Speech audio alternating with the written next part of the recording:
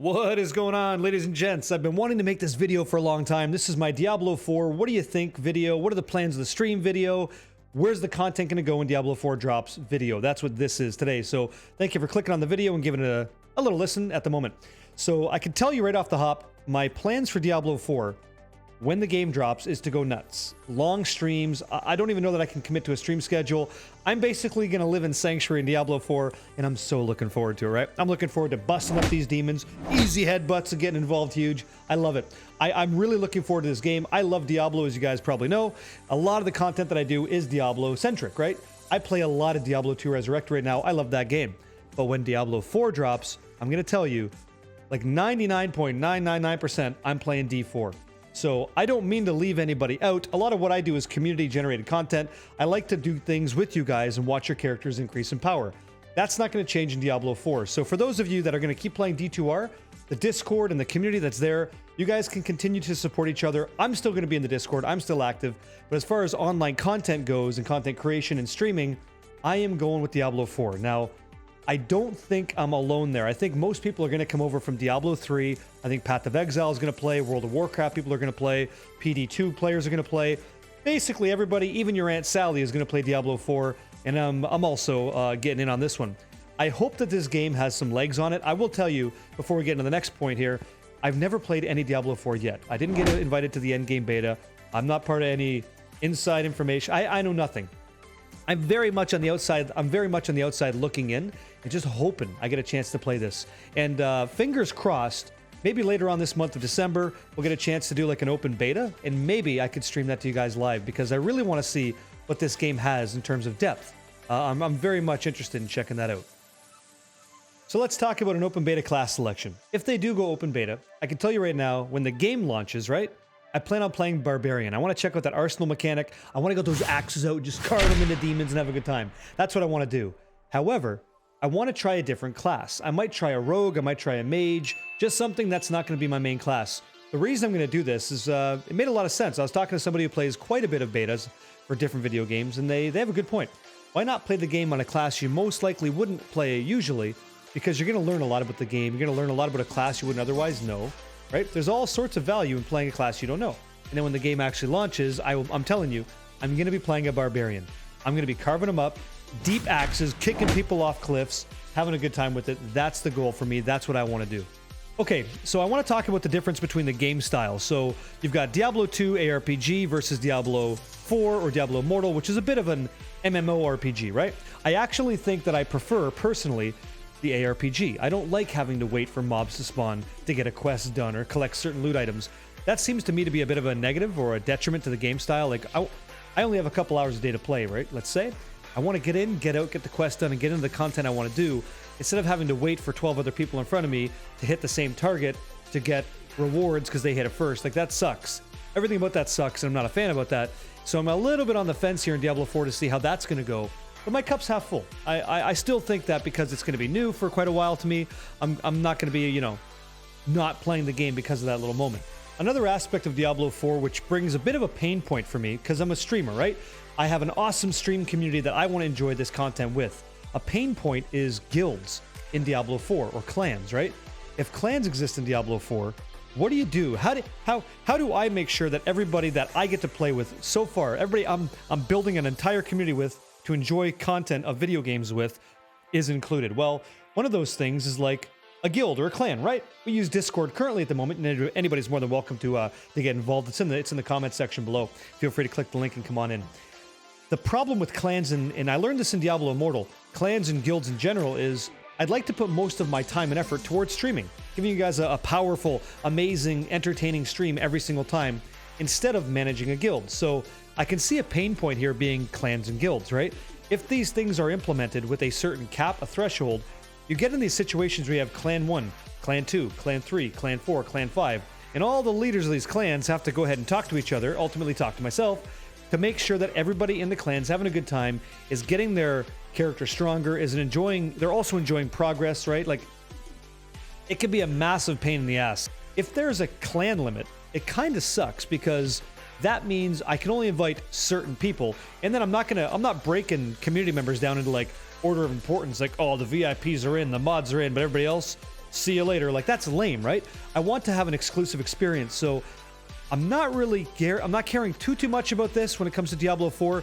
The questions come up before while we're streaming, like, what are you going to do if there's clans and guilds? Well, I may not even get involved. Like, I might rather just use Discord because there's no limit to our engagement, our interactivity through Discord. We have chat channels all day long. If you guys are looking for runs or dungeons, we could have that hosted in Discord without any player limits or any communication barriers. And here's what I mean by that. Let's say that guilds or clans in Diablo 4 have 500 people, okay? Well, if I've got a community of 50,000, I have to have different segments of guilds or clans that will never get to speak from clan 1 to clan 3. There's no inter-clan content or communication lines, right? But there is in Discord. So as another sort of aside or negative of Diablo 4 is, if there is clans or guilds and there is a cap, and I imagine that there will be, there is a cap, it seems like a way to be more exclusive than inclusive. So I'm not really interested in that either. Personally, and I'll tell you right now, if there is clans, it's like one of the last things I want to do is get involved with clans, because my time I want to enjoy reading chat live, being a part of your journey live. Ladies and gents, if you're sitting down, you're ready for the next part. What do I think about the lack of trading in Diablo 4? As far as I'm aware, at the time of this video, you can't trade set items, you can't trade uniques, you can't trade legendary items, and you can't trade rare items. Okay, I'm all right with it. I don't mind being the person that helps you or myself grind through the game to actually get a highly rolled item in Diablo. I've always done that. It's no problem. I don't mind doing it. And I actually think it's good that you can't shortcut your way through third-party websites to get a very powerful character. What you probably can do through these websites still, though, like for what it's worth, is you can probably use these websites to pay for services to get you run through a dungeon or run through a world experience, like killing a raid boss, what have you. That's probably going to happen. What you're not going to be able to do, however, is extract a legendary essence from an item that you love and then go buy a rare item and then, insert XYZ legendary ability on a perfectly rolled rare. That's not something you're going to be able to do, which is why you can't trade rare items. If I'm being honest, I have no problem putting in the hard yards, grinding to get a rare item with you guys, get that unique you're looking for, even if it doesn't drop forever.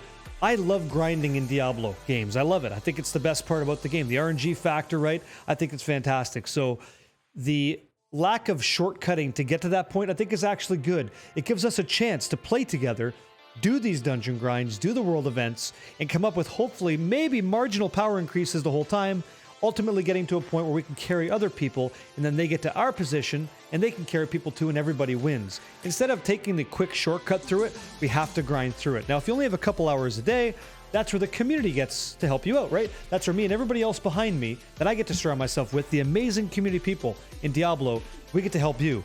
Because we've done the work, because we grind, maybe you don't have the time to, we can carry you in these dungeons, I hope. I really hope that we have that option for you. I think it'd be cool to get to a point power level wise with your character where I could solo a dungeon. I hope that happens. I don't like the idea that I have to rely on 3 other people to get through the content. If that happens, then it is what it is. In my world, though, if I put in hundreds of hours, let's say thousands of hours in Diablo 4, I would hope that my character is strong enough on a barbarian to go into any room and clear it out with great ease on the hardest difficulty. If I've got like really high rolled to near perfect rolled items, I've got the right uniques, everything's looking good on the character sheet, Paragon board's nuts, then I think I should be able to do that. If I can't, okay, say la vie, it is what it is. But, going in there by yourself and grinding a dungeon, that's quintessential Diablo for me. I love doing Mephi runs. I love doing Trav. Neelathok runs in D2. That's great. Even riffs. Doing solo riffs, you can do that too. And there's leaderboards for these things. So I'm curious to see, genuinely curious to see what Diablo 4 has in store for us in this regard. But the lack of trading, not a big deal to me. That just means we have to play more of the game. Sign me up. Let's go for that. I'm in. All right. One of the cooler parts of the video that I'm excited to make is it's fresh new Diablo content. I'm watching it. I'm seeing it. I'm liking what I'm seeing from the content. I'm liking what I'm seeing from the combat. The class design looks nice. The liquid kind of combat system that we've got here, changing from weapons to abilities, or shape-shifting as a druid, that all seems really, really cool. The fluidity in the combat, I'm very much attracted to. I gotta tell you, it's really sick. I can't wait to give it a shot. I'm very much interested in that. And I hope that everybody else enjoys a brand new, fresh experience in Diablo 4. That's what I'm looking for. I want to hear the new sound effects. I want to hear the new spells. I want to see mobs get decapitated, dominated, and destroyed. Like, absolutely I do. And I'm really, really looking forward to that fresh experience in Sanctuary and checking to see how that goes. I played a lot of Diablo 3 when it came out. Diablo 3 when it first launched, in my opinion, was exciting, was fun. And then it kind of got dry. I don't know that that's going to happen with Diablo 4, and I hope, you know, that dry feeling doesn't happen sooner than it does later, because I'm really looking forward to Diablo 4. Now, again, sound off in the comments below what you guys think about the game. No spoilers, of course. Are you looking forward to Sanctuary and Diablo 4 in 2023? I certainly am. And hope to see you guys and gals over there slaying demons with us and dominating Sanctuary the way that we love to do. Cheers, and thank you for checking out the video. Have a good one.